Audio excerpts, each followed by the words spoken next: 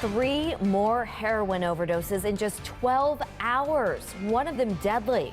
Tonight, police are trying to find out if there's another bad batch out there so they can get it off the street. Our state is in the middle of what some are calling an epidemic. Glad you're with us tonight. I'm Ann Craig. I'm Darren Kramer. Those overdoses happened yesterday, the same day that the president's drug czar was in Connecticut meeting with law enforcement and medical leaders about this very problem. Tonight, police are trying to fix it, but they got a long way to go. News 8's Tina Detel live in New London now with how they're trying to crack down. Tina?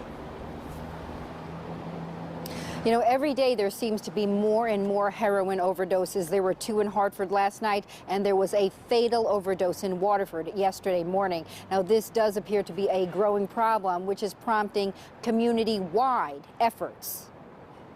Gallup Lane in Waterford looks like any other residential street, and like many neighborhoods, it has now become the scene of a fatal overdose. The suspected drug, heroin. It was a family member reporting, a possible overdose. Waterford police and EMS responded to the 911 call just after 5 Tuesday morning. They all carry Narcan with them, but this time it was too late. The 21-year-old could not be saved. We're responding to a lot more of it in some of the people we were familiar with. In the last month, Waterford has had 10 overdoses, 7 heroin-related. A scenario repeated throughout southeastern Connecticut, prompting police chiefs to join forces and create a regional community enhancement task force. This is Waterford's detective division. Everybody assigned an officer or two to this task force, and they basically get together every day, go over information. If there was an overdose the night before, they look into it.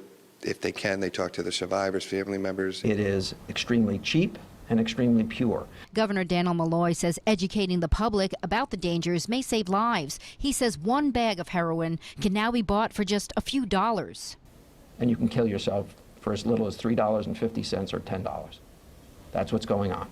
Just in case you're wondering just how addictive this drug is, the person who died here Tuesday morning was saved by Narcan 2 weeks ago. Detectives are talking to drug dealers, victims, and family members to try to track down the source of the heroin, which has sent nearly 30 people to L&M's emergency room and killed several others. They say if you know someone who is addicted, get that person help. It's at residences, it's in the malls, it's in bathrooms at the restaurants, so yes, it's everywhere.